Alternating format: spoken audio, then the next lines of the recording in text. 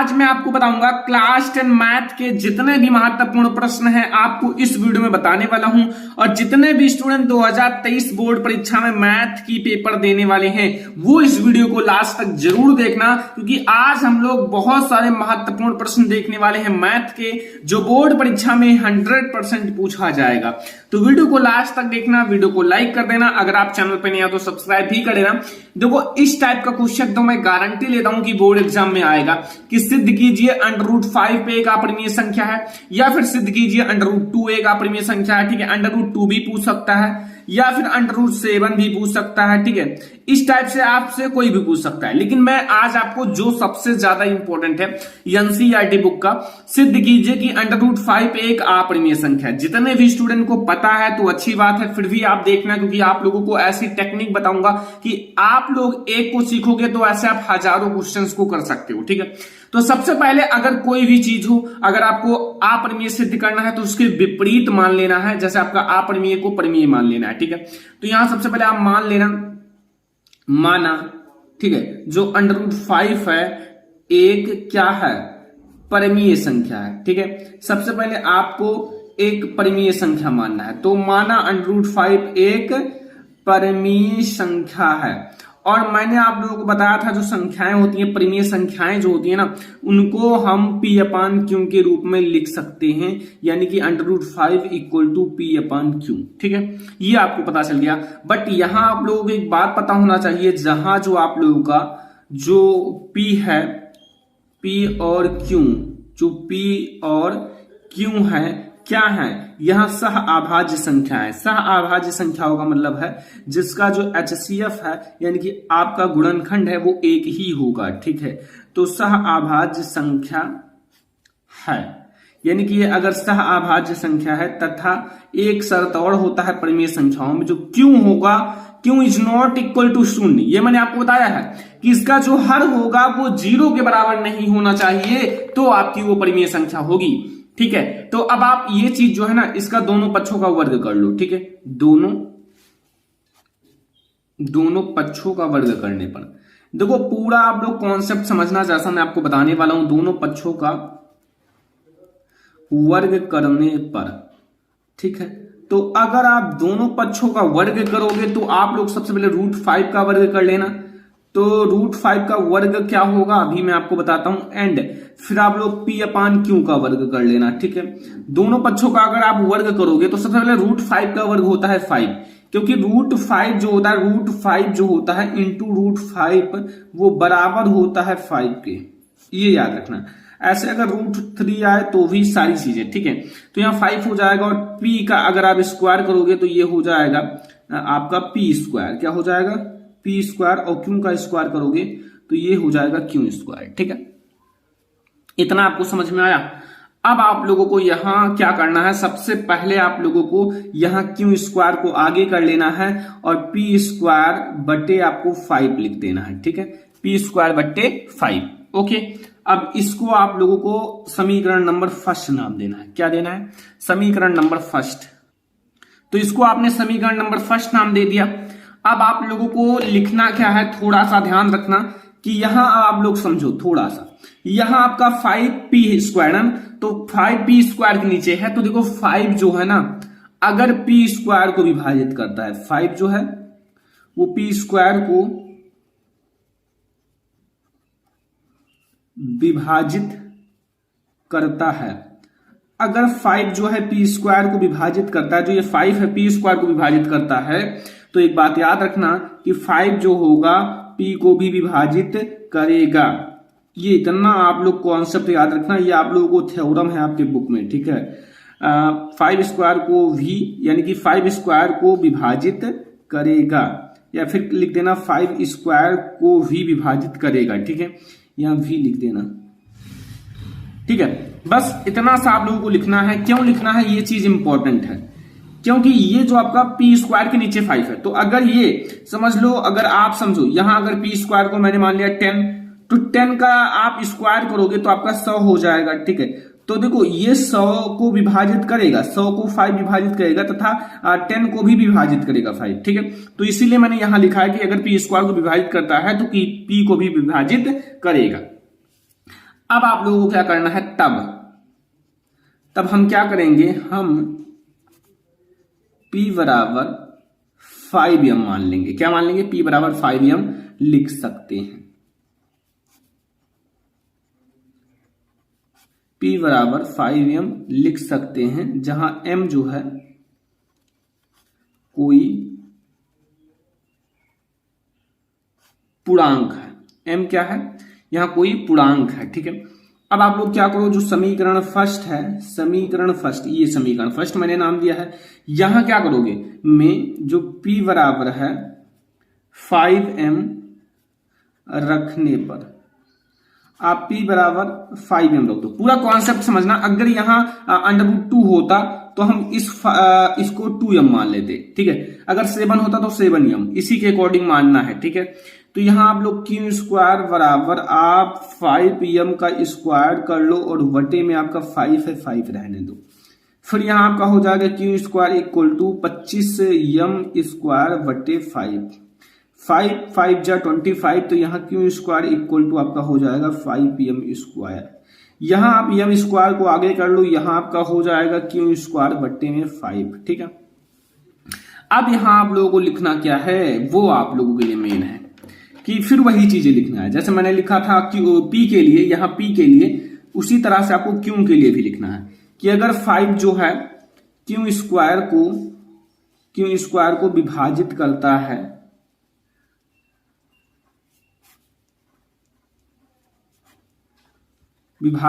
है, तो 5 जो होगा Q को भी विभाजित करेगा।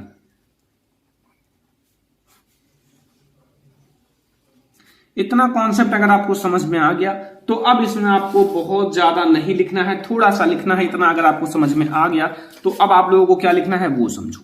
देखो समीकरण 1 और समीकरण 2 में, जो मैंने ये समीकरण 1 माना है और इसको आप समीकरण 2 मान लो, ठीक है। समीकरण 1 और समीकरण 2 से आपको पता चला कि यहां क्या है, जो हमारा समीकरण फर्स्ट है, बस यही आपका मेन चीज है। समीकरण 1 तथा जो समीकरण 2 है, ठीक है, में जो P है और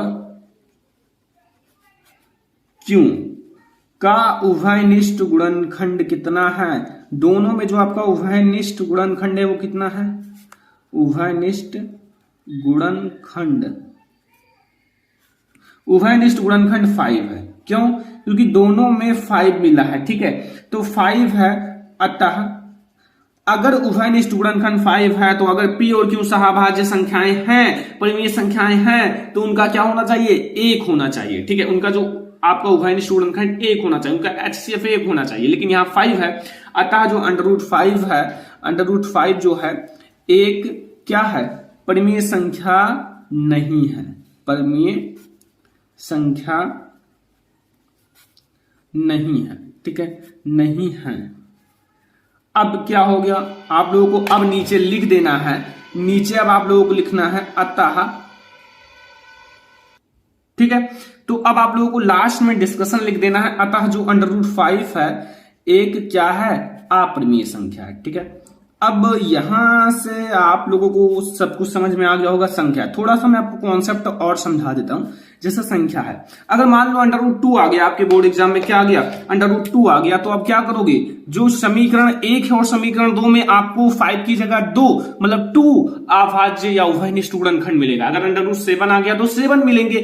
सिंपल सी बात है, जहां √5 है वहां √7 कर देना, जहां √5 है वहां √2 कर देना, बस आपका सारा सॉल्व हो जाएगा। तो मेथड एक ही है, समझने का तरीका अलग अलग है, ठीक है। तो ये आपको पहला क्वेश्चन बहुत अच्छे से समझ में आ गया होगा, जो कि बोर्ड एग्जाम के लिए बहुत ज्यादा इंपॉर्टेंट है। अब दूसरा क्वेश्चन देखो, ये भी बोर्ड एग्जाम के लिए बहुत ज्यादा इंपॉर्टेंट है, ये आपके बोर्ड एग्जाम के लिए बहुत ज्यादा इंपॉर्टेंट है, तो थोड़ा ध्यान से समझना। सबसे पहले आप लोग क्वेश्चन को ध्यान से पढ़ लो ताकि आप लोगों को कोई दिक्कत ना हो क्वेश्चन में, ठीक है। तो चलो मैं आपको इसको सॉल्व कराता हूं। देखो लिखा क्या है कि दो संख्याओं का अंतर 26 है, कितना है, 26 है, और एक संख्या दूसरी संख्या की 3 गुनी है, तो उन्हें ज्ञात कीजिए। तो अगर दो संख्याओं का अंतर 26 है तो सबसे पहले आपको एक संख्या और दूसरी संख्या मानना पड़ेगा। तो सबसे पहले आप लिख दो माना जो हमारी मतलब एक संख्या है, जो हमारी एक संख्या है वो x है तथा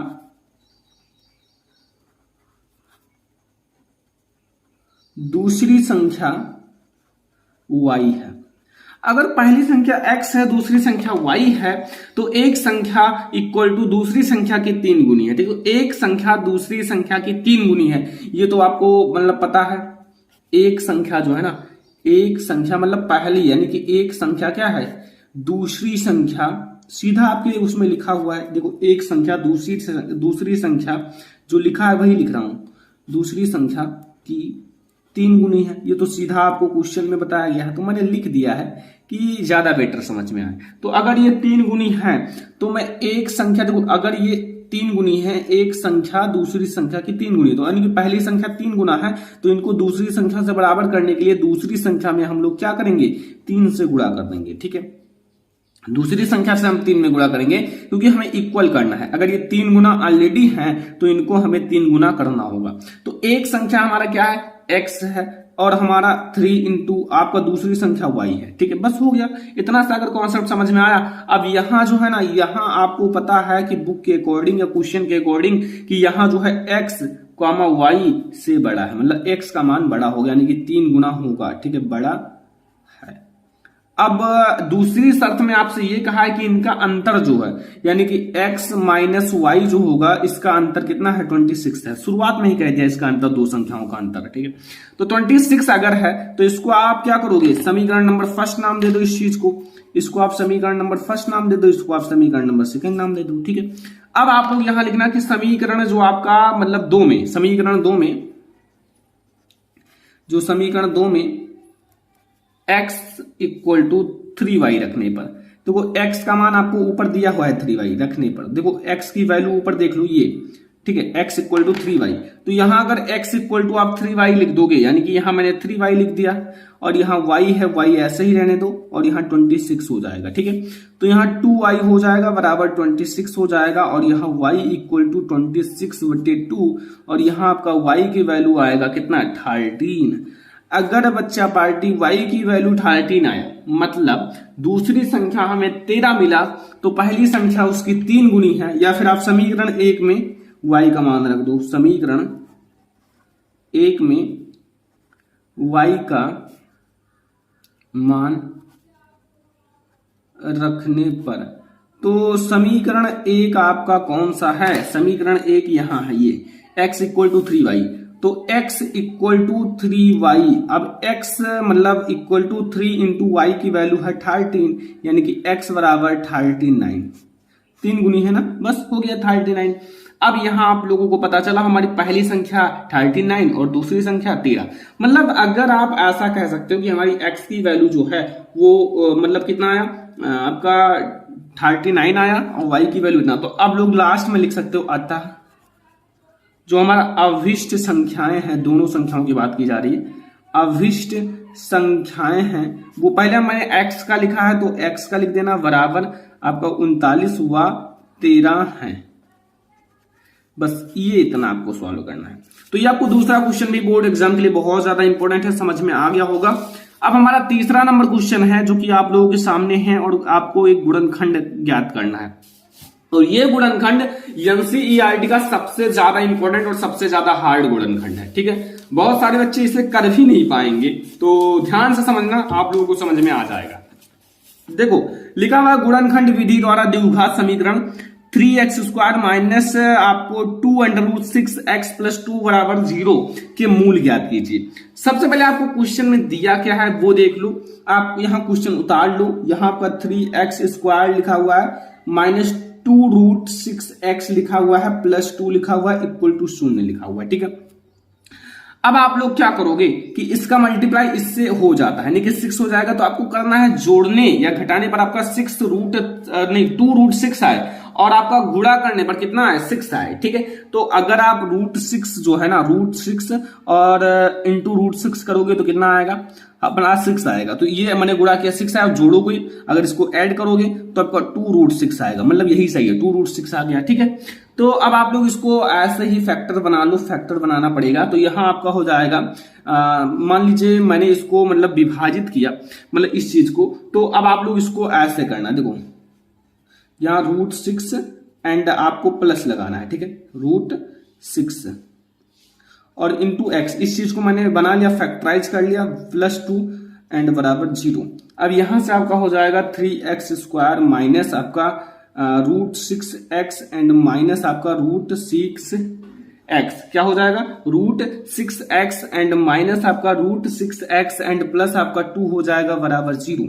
यहां से आप लोगों को कॉमन क्या लेना है, यहां आप लोगों को सबसे पहले कॉमन लेना है, तो यहां पर √3x कॉमन ले लो। अगर √3x आपने कॉमन लिया तो यहां आपका क्या बचेगा, यहां अगर √3x तो यहां एक रूट बचेगा 3 एंड यहां x बचेगा, माइनस अगर यहां से आप निकालोगे तो यहां 2 बचेगा, ठीक है, 2 ही बचेगा ना, यहां देख लो ध्यान से, ठीक है। आप लोगों का यहां √2 बचेगा, √2 क्योंकि रूट में है ना। अब देखो यहां आप लोग क्या कॉमन लोगे, यहां आप लोग कॉमन लेना √2, तो √2 कॉमन लेंगे तो यहाँ 2 एंड √3x बच जाएगा एंड माइनस आपका एक √2 चला गया और यहाँ माइनस हो जाएगा, यहाँ √2 बचेगा बराबर 0। अब यहाँ आप लोगों का एक ब्रैकेट में √3x एंड माइनस √2 एंड एक ब्रैकेट में भी वही इतना है √3x माइनस √2, ठीक है। अब वैल्यू तो आप लोगों को पता चल गया क्या आएगा, एक बार आप इसको 0 रख लो, √3x माइनस √2 बराबर 0, तो यहां से आपका आएगा x इक्वल टू आपका एक इधर चला जाएगा, √2 हो जाएगा, ठीक है, √2 ऊपर हो जाएगा और ये √2 ऊपर हो गया। अब ये गुणा में है तो नीचे चला जाएगा, ठीक है। एक हमें x की वैल्यू ये मिली और दूसरा भी वही मिलेगा, जैसे मैंने दूसरे को मान लो इसको ले लिया 0 के बराबर, तो √3x माइनस √2 बराबर 0, तो यहां से भी हमें x की वैल्यू उतनी ही मिलेगी, ठीक है। तो यहां हमें x की वैल्यू 2 मिली और सेम मिला, ठीक है। तो यहां आपका जो मतलब इसका मूल होगा वो यही होगा √2/3 एंड फिर आपका √2/3, बस यही हो जाएगा और यही हमारा सही हो जाएगा, ठीक है। ये हमारा मान आ गया, समझ में आया, कोई दिक्कत नहीं होगा, काफी आसान से क्वेश्चंस हैं। और अगर आपको नहीं समझ में आ रहा है तो आप लोग वीडियो को पीछे करके दोबारा समझ सकते हो, क्योंकि मैं आप लोगों को बहुत ही अच्छे से समझा रहा हूं और ये सारे क्वेश्चन जो है बोर्ड एग्जाम के लिए बहुत ज्यादा इंपॉर्टेंट है। थोड़ा सा आप लोग कोशिश करना घर पर लगाने का, एक बार मैं बता रहा हूं फिर आप लोग कोशिश करना घर पर लगाने का, ताकि आप लोग इन सारे क्वेश्चन को सॉल्व कर सको। देखो यहाँ आपका 4 नंबर क्वेश्चन है कि के का मान ज्ञात कीजिए यदि आपका बिंदु ए जो है ब्रैकेट में 2,3 फिर बी है 4, के और सी है 6,-3 समरेखीय है। अगर ये समरेखीय होगा तो इसकी वैल्यू 0 आ जाएगा, अगर नहीं होगा तो 0 नहीं आएगा, ठीक है। लेकिन सीधा लिखा हुआ है कि समरेखीय है तो यहां के की वैल्यू समझ लेना 0 आएगा, ठीक है। तो सबसे पहले आपको फार्मूला पता होना चाहिए कि त्रिभुज के क्षेत्रफल का सूत्र।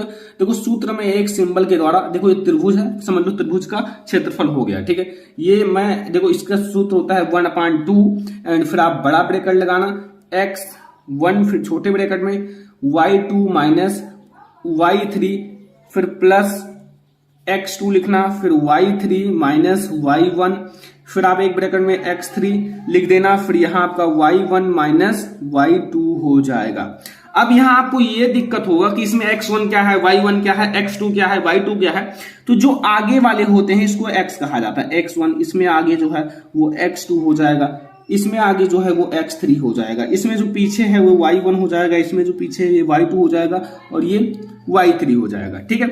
अब आप लोग यहाँ वैल्यू रख दो, यहाँ 1/2 है एंड x1 यहाँ कितना है, x1 हमारा देख लो यहाँ x1 2 है, ठीक है, और y2 हमारा कितना है, y2 k है, ठीक है। देख लो सब कुछ देखते हुए चलना, k है। अब यहाँ माइनस y3 और यहाँ y3 -3 है तो माइनस माइनस +3 हो जाएगा, ठीक है। यहाँ आपको इतना समझ में आया। प्लस हमारा x2 कितना है, x2 हमारा 4 है, ठीक है, x2 मैंने 4 रख दिया। अब y3 कितना है, y3 हमारा -3 है, देख लो सारा देखते चलना, और हमारा y1 कितना है, y1 3 है, तो यहाँ आपका माइनस ऑलरेडी था। अब हमारा x3 कितना है, x3 हमारा है 6 है ना, देख लो पूरा चेक कर लेना, क्योंकि अगर एक मान गलत होगा तो पूरा क्वेश्चन गलत हो जाएगा।